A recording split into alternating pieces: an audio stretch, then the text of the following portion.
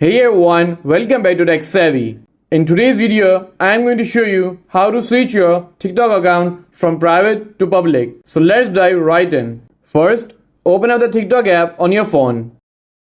And once you are on TikTok, tap on your profile icon at the bottom right corner. And once you are here, simply tap on the three lines at the top right corner.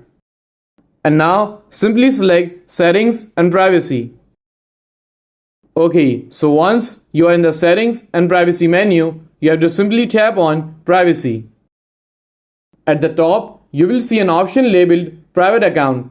If the switch is turned on, that means your account is currently private. To make your account public, simply toggle the switch off.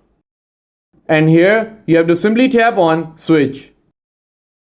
And now, your account is public. This means that anyone can view your videos, follow you and interact with your content. And that's it. You have successfully switched your TikTok account from private to public. If you found this video helpful, please give it a thumbs up and don't forget to subscribe to Tech Savvy for more helpful content. And I will see you in the next video. Thanks for watching.